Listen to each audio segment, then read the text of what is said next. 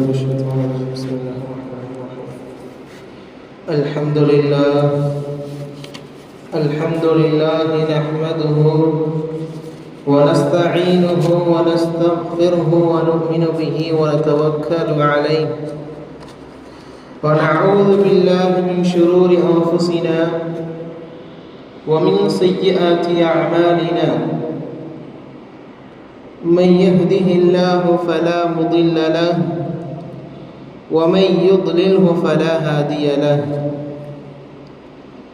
ونشهد أن لا إله إلا الله ونشهد أن سيدنا ومولانا محمدا عبده ورسوله. أما بعد، أوصيكم ونفسي أولا بتقوى الله. فقد قال الله سبحانه وتعالى في كلامه القديم وفي القرآن المجيد: أعوذ بالله من الشيطان الرجيم، بسم الله الرحمن الرحيم.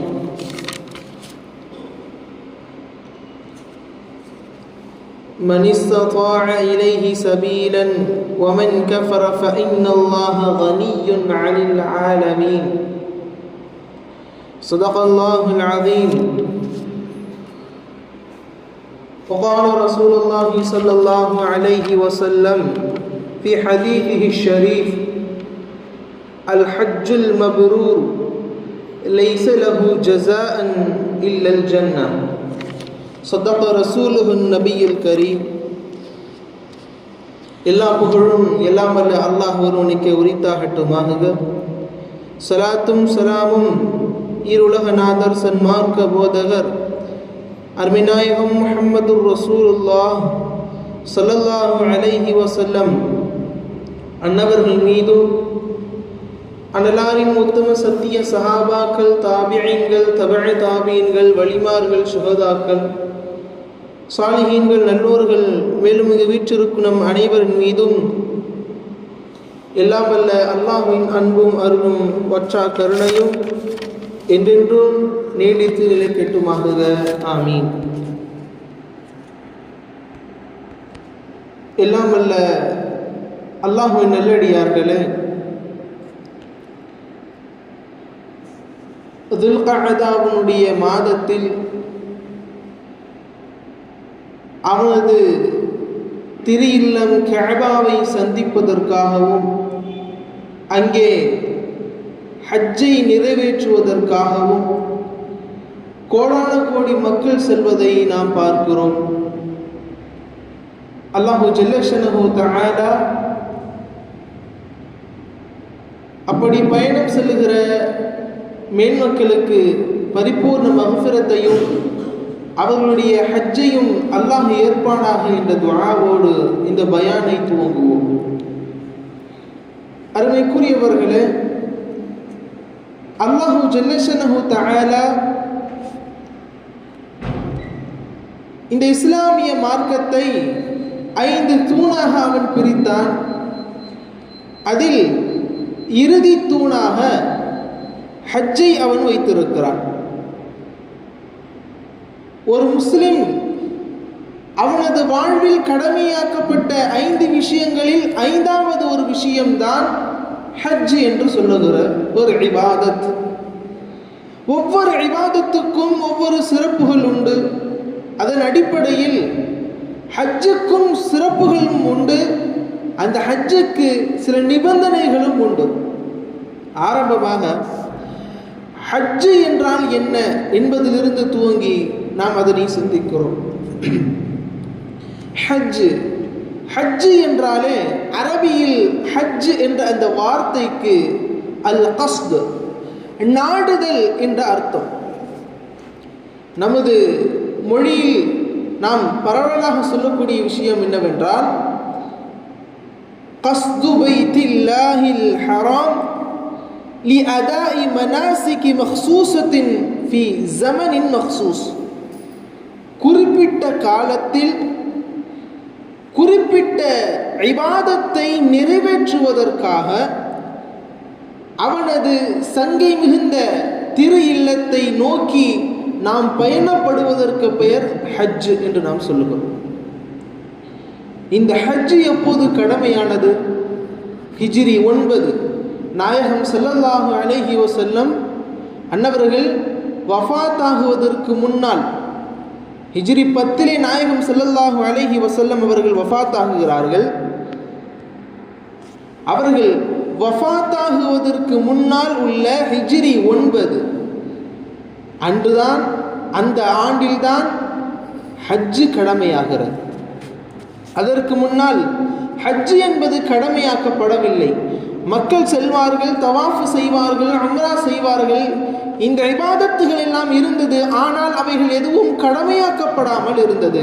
ஹிஜ்ரி 9 நாயகம் ஸல்லல்லாஹு அலைஹி வஸல்லம் மன்னவர்களுக்கு குர்ஆனின் மூலம் அவர்களுக்கு ஏவல் வந்தது, நீங்கள் ஹஜ்ஜை செய்ய வேண்டும். யார் யாருக்கெல்லாம் உடல் சக்திகள், யார் யாரெல்லாம் அதை ஹஜ்ஜில் பயணப்படுவதற்கு சக்திகள் பெறுகிறார்களோ அவர்கள் அனைவரும் ஹஜ்ஜு செய்ய வேண்டும் என்ற கட்டளை வந்தது. 5வது தூணான ஹஜ்ஜு ஹிஜ்ரி 9 கடமையாக்கப்பட்டிருக்கிறது. அருமைக்குரியவர்களே, அடுத்ததாக அந்த ஹஜ்ஜை யார் யார் எல்லாம் கடமை, யார் யாரெல்லாம் செய்ய வேண்டும்?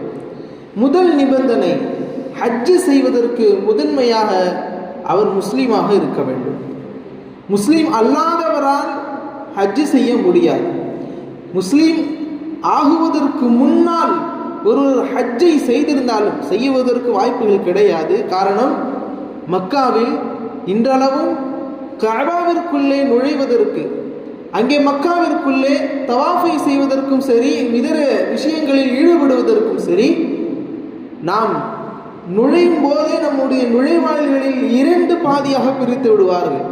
ஒன்று தரீக்குல் முஸ்லிமீன், மற்றொன்று தரீக்கு கைரல் முஸ்லிமீன். முஸ்லிம்களுடைய பாதை, முஸ்லிம்கள் அல்லாதவர்களுடைய பாதை என்று பிரித்து விடுவார்கள். அதன் அடிப்படையிலேயே நமக்கு அதனுடைய விவரங்கள் தெரிந்துவிடும். எனவே மக்காவிற்குள்ளே செல்வதற்கும் சரி, ஒரு ஹஜ்ஜை செய்வதற்கும் முதல் நிபந்தனை அவர் முஸ்லீமாக இருக்க வேண்டும். 2வதான நிபந்தனை, அவருக்கு பிரித்தறியக்கூடிய நல்ல புத்தி சுவாதீனம் உள்ள ஒரு நல்ல அறிவு இருக்க வேண்டும். ஒருவருக்கு அவருடைய அறிவு குறைவாக இருக்கிறது, அவருக்கு என்ன செய்கிறார்கள் என்பது அவருக்கு தெரியாது. அப்படி இருக்கிற ஒருவர் ஹஜ்ஜு செய்ய வேண்டும் என்று இழுத்துச் சென்று ஹஜ்ஜுடைய கடமைகளை முடித்து வைத்தாலும் அவருடைய ஹஜ்ஜு என்பது ஏற்றுக்கொள்ளப்படாது. காரணம், ஹஜ்ஜு அவருக்கு கடமையாக்கப்படவில்லை. இது 2ஆம் நிபந்தனை, புத்திசாலியாக இருக்க வேண்டும். 3வதாக புலூ, அவர் வயதை எட்டி இருக்க வேண்டும். நாம் சொல்வோமா இல்லையா, பருவ வயதை எட்டி விட்டார்கள். ஆணும் சரி பெண்ணும் சரி, இருவரும் பருவ வயதை எட்டியவர்களாக இருக்க வேண்டும். 4வதாக நிபந்தனை, மிக முக்கியமான நிபந்தனை, அல் இஸ்திதாஅத் இலைஹி சபீலா. நாம் ஹஜ்ஜை செய்வதற்கான பிரயாணங்களில் நமக்கு இருக்கிற சக்திகள். அல்லாஹு ஜல்ல ஷனஹு தஆலா நமக்கு கூறுகிற போது கூறுகிறான், வலில்லாஹி அலன் நாசி ஹஜ்ஜுல் பைத்தி மன் இஸ்ததாஅ இலைஹி சபீலா. அல்லாஹ்விற்கு மக்கள் செய்ய வேண்டிய விஷயங்கள் என்னன்னா, யார் யார் எல்லாம் ஹஜ்ஜை செய்வதற்கு கடமையாக பிரயாணத்தின் மூலம் அவர்கள் செல்லுகிற அந்த பாதையின் மூலம் யார் யாரெல்லாம் சக்தி பெற்றவர்களாக இருக்கிறார்களோ அவர்கள் அல்லாஹ்வின் திரு இல்லம் கஅபாவில் சென்று அவர்கள் ஹஜ்ஜை செய்ய வேண்டும். அது அவர்களின் கடமை என்பான் அல்லாஹு ஜல்ல ஷனஹு தஆலா. யார் யாருக்கெல்லாம் கடமை என்பதனுடைய 4வதில் உடல் சக்தி என்று நாம் சொல்லுகிற அந்த இஸ்திதாஅத் என்பதற்கான விளக்கங்களில் சொல்லுகிற போது இமாம்கள் நமக்கு இப்படி சொல்லுகிறார்கள், யார் யார் எல்லாம் செல்ல வேண்டும் என்பதின் பட்டியல்களில் முதலாவதாக சக்தி என்று வருகிற போது உடலால் சக்தி பெற்றவர் ஒருவர் தன்னுடைய உடலால் முழுமையாக எல்லா இபாதத்தையும் செய்ய முடியும், எல்லா இபாதத்தையும் அவர் செய்வார் என்று இருந்தால் அவர் ஹஜ்ஜை செய்ய வேண்டும். 2வதாக பொருளாலும் அவருக்கு சக்தி இருக்க வேண்டும். ஒன்று அவர் செல்லுகிற அந்த பிரயாணத்திற்குண்டான பொருள் சக்திகள். இரண்டாவதாக அவருடைய வீட்டில் இருக்கிற மனைவி மக்கள், வீட்டில் இருக்கிற மனைவி மக்களுக்கு தேவைப்படக்கூடிய பொருட்கள் எல்லாம் அவர் தயாரித்து செய்து கொடுத்து விட்டு அவர் சென்று மீண்டும் வீடு திரும்புகிற வரை அந்த அவர்களுடைய குடும்பத்தார்களுக்கு தேவைப்படக்கூடிய எல்லா பொருள் சக்திகளும் இருந்தால் அந்த மனிதரும் கட்டாயம் ஹஜ்ஜை செய்ய வேண்டும். மூன்றாவதாக கடன் இல்லாதவராக இருக்க வேண்டும். நான்காவதாக அவர் செல்லுகிற பாதையில் அவருக்கு முழுமையான பாதுகாப்பு இருக்கும் என்ற நம்பிக்கை இருந்தால் அவருக்கு. ஐந்தாவதாக இந்த நிபந்தனை, மிக முக்கியமான நிபந்தனை, ஹலாலான பணமாக இருக்க வேண்டும்.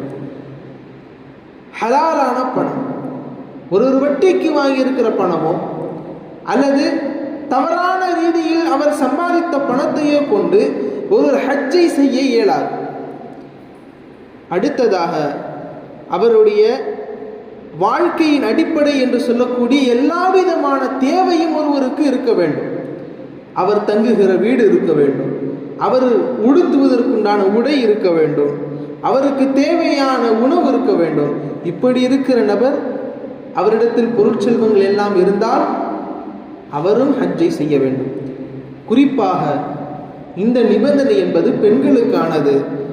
அல் முஹரிமுல் மர்அத், ஒரு பெண்ணுக்கு கட்டாயம் ஒரு ஆண் துணை என்பவர் இருக்க வேண்டும். மஹரமான ஆண் துணை என்பவர் இருக்க வேண்டும். அது கணவனாக இருக்கலாம், தந்தையாக இருக்கலாம், சகோதராக இருக்கலாம், மகனாக இருக்கலாம். இவர்கள் அனைவருமே ஒரு பெண்ணுக்கான மஹரம். ஸல்லல்லாஹு அலைஹி வஸல்லம் மன்னவர்கள் பொதுவாகவே ஒரு பெண் வீட்டை விட்டு வெளியேறுகிற போது அவள் ஏதேனும் கொஞ்சம் தூரம் இருந்தாலும் சரி, அவள் பிரயாணப்படுகிற போது அவள் ஆண் துணையோடு மஹரமோடு தான் அவள் பிரயாணம் செய்ய வேண்டும். லா துசாஃபிருல் மர்அத்து இல்லா மஅ தி மஹரமி, மஹரமான ஆண்களுடன் மட்டுமே தான் ஒரு பெண் என்பவள் பிரயாணம் செய்ய வேண்டும் என்ற நிபந்தனையும் நாயகம் ஸல்லல்லாஹு அலைஹி வஸல்லம் மன்னவர்கள் கூறியது. சுருக்கமாக இமாம் நபி ரஹ்மத்துல்லாஹ் அவர்கள் சொல்வார்கள், அல் இஸ்திதாஅத்து தகூனு பில் மாலி வல் பதனி வ அம்னில் தரீக். இமாம் நபி ரஹ்மத்துல்லாஹி அலைஹி அவர்கள் சொல்கிறார்கள், ஹஜ்ஜை செய்வதற்குண்டான சக்தி என்பது பொருளால், உடலால், அவர் செல்லுகிற பாதையில் உண்டான பாதுகாப்பால், இந்த மூன்று விஷயங்கள் கட்டாயம் இருக்க வேண்டும் என்பதை கூறுவார்கள். அடுத்ததாக ஹஜ்ஜை ஒருவருக்கு எல்லா வளமான சக்திகளும் இருக்கிறது, உடல் சக்தி இருக்கிறது, பொருள் சக்திகள் இருக்கிறது, எல்லா விதமான தேவையை நிறைவேற்றுவதற்குண்டான பொருளும் உடல் சக்திகளும் இருந்து கொண்டு இருக்கிறது.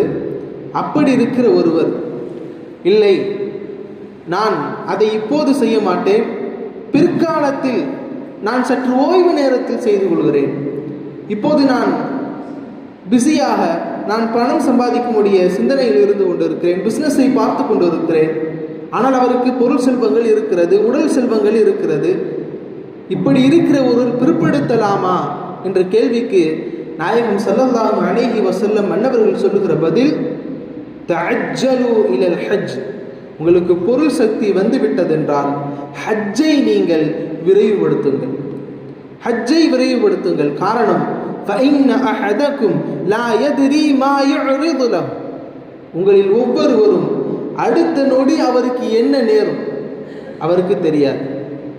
அவர் நினைத்திருக்கலாம், நான் ஒரு வயோதிகத்தில் நான் ஹஜ்ஜை செய்வேன், ஹஜ்ஜை செய்யலாம் என்று பிற்படுத்தி, அவருடைய இளமையின் காலத்தில் அவர்களுக்கு செல்வம் இருந்தும் அவர் பிற்படுத்தி, அவர் அப்படி செய்யாமல் விட்டுவிட்டு வயோதிகமான நேரத்தில் அவர் ஹஜ்ஜை செய்கிற போது அவரால் முழுமையான தவாஃப் செய்யாமல் போய்விடலாம். ஏன்? அவருடைய இளமை காலத்தில் அவருக்கு பொருள் வளங்கள், செல்வங்கள் எல்லாம் இருந்தும் அவர் செய்யாமல் பிற்படுத்துகிற நேரத்தில் திடீரென மௌத்தும் அவருக்கு வரலாம். இந்த உலகம் யாருக்கு என்ன நடக்கும், ஏது நடக்கும் என்று சொல்லாத ஒரு உலகம்தான் அருமைக்குரியவர்களே. எனவேதான் நாயகம் ஸல்லல்லாஹு அலைஹி வஸல்லம் மன்னவர்கள் சொல்வார்கள், ஹஜ்ஜை ஒருபோதும் பிற்படுத்தி விடாதீர்கள், ஹஜ்ஜை முற்படுத்துங்கள். உங்களில் ஒவ்வொருவருக்கும் நாளை என்ன நடக்கும் என்பது தெரியாது என்பார்கள் ஸல்லல்லாஹு அலைஹி வஸல்லம் அவர்கள். அருமைக்குரியவர்களே, ஹஜ் என்பது உடலாலும் பொருளாலும் செய்கிற ஒரு இபாதத். அந்த இபாதத்துக்கு அல்லாஹு ஜல்லஷனஹு தஆலா கொடுக்கிற கூலியை பார்க்கிற போது முதல் கூலியாக நமக்கு மக்ஃபிரத்தை அல்லாஹு ஜல்லஷனஹு தஆலா தருகிறான்.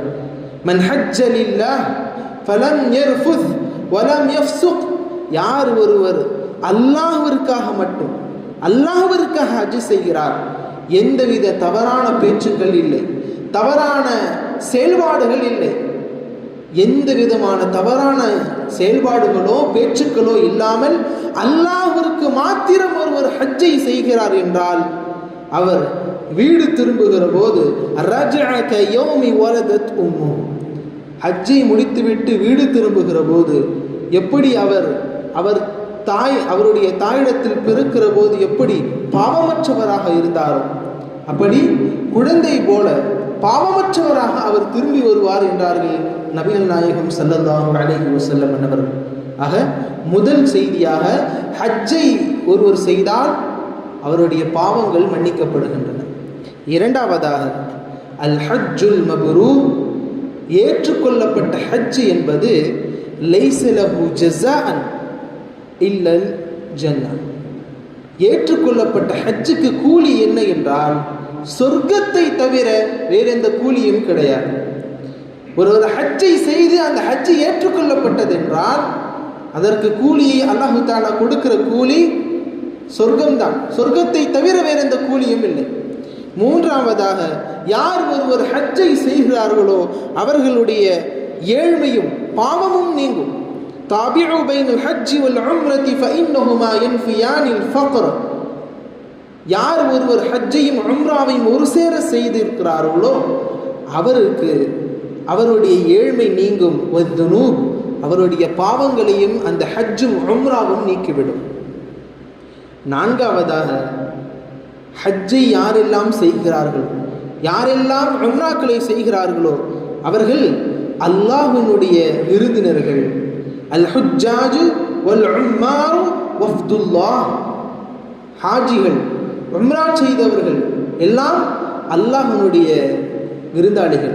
மிக பிரபலியமான ஒரு நிகழ்வு, சென்ற வருடம் ஒருவர் ஹஜ்ஜு செய்வதற்காக அவர் ஏர்போர்ட் வருகிறார். ஆனால் ஹஜ்ஜை அவர்கள் செய்ய வேண்டும் என்ற எண்ணத்தோடு வருகிற நேரத்தில் அவர் செல்ல வேண்டிய அந்த ஃப்ளைட் கொஞ்சம் கூடுதல், அவர் செல்வதற்கு முன்னால் வருவதற்கு முன்னாலேயே அந்த ஃப்ளைட்டை எடுத்து விடுகிறார்கள். ஃப்ளைட்டும் அந்த இடத்தை விட்டு பறந்து விட்டது. ஃப்ளைட்டும் எடுத்துட்டாங்க. அந்த ஃப்ளைட்டை ஓட்டுகிற நபர் சற்று தூரங்கள் செல்லுகிற போது இங்கு நாம் பிரயாணம் செய்வதற்குண்டான முழுமையான சுயதோஷ நிலை இல்லை, சூழ்நிலை இல்லை, எனவே நாம் கட்டாயம் திரும்ப வேண்டும் என்ற சூழ்நிலையில் மீண்டும் அந்த ஃப்ளைட்டை அதே ஏர்போர்ட்டிலே வந்து நிப்பாட்டுகிறார்கள். காத்திருந்த அந்த நபருக்கான ஆச்சரியமோ, அதனை யாரெல்லாம் அவரை பார்த்து கொண்டிருந்தார்களோ அவர்களுக்கான ஆச்சரியம் என்னவென்றால், அந்த நபர் மீண்டும் அந்த ஃப்ளைட்டில் ஏறியதற்கு பின்னால் எல்லா சூழ்நிலைகளையும் சமமாக மாறியது, எல்லாம் அவர்கள் பிரயாணம் செய்வதற்கும் சமமாக மாறியது. அருமைக்குரியவர்களே, அன்று அவர்கள் சிந்தித்த ஒரு செய்தியும் அங்கே நடந்த நிகழ்வும் என்னவென்றால், ஒருவர் ஹஜ்ஜை செய்ய வேண்டும் என்றால் வெறுமனே அவர் நாடினால் மட்டும் பத்தாது, மேலே இருக்கிற நம்மையெல்லாம் ஆட்சி செய்கிற அல்லாஹ் அதனை நாடி இருக்க வேண்டும். அல்லாஹ் நாடினால் மட்டும்தான் யார் யாரெல்லாம் ஹஜ்ஜு செய்ய வேண்டும் என்று அல்லாஹ் ஒருவன் தீர்மானித்தால் தான் அந்த திரு கஅபாவை பார்க்கவும் முடியும், ஹஜ்ஜையும் செய்ய முடியும், உம்ராவையும் செய்ய முடியும். எனவே அருமைக்குரியவர்களே, ஹஜ்ஜை செய்பவர்களிடத்தில் நாம் ஏன் துஆக்களை செய்ய வேண்டும் என்று சொல்ல வேண்டும் என்றால், அவர்கள் அல்லாஹ்வின் விருந்தினர்கள். ஹஜ்ஜை முடித்துவிட்டு மீண்டும் ஊருக்கு வந்தவர்களை நாம் ஏன் சந்திக்க வேண்டும் என்றால் அல்லாஹ்வின் விருந்தினர்கள். மிக முக்கியமான ஒரு செய்தி, அவர்கள் சொல்லுகிற, அவர்கள் கேட்ட எல்லாம் அவர்களுக்கு கிடைத்துவிடும். மிக முக்கியமாக யார் யாரெல்லாம் ஹஜ்ஜை அவர்கள் செய்யாமல் இருக்கிறார்களோ அவர்களுக்கு அல்லாஹ் சொல்லுகிற செய்தி, வமன் கஃபர ஃபஇன்னல்லாஹ கனிய்யுன் அலல் ஆலமீன்.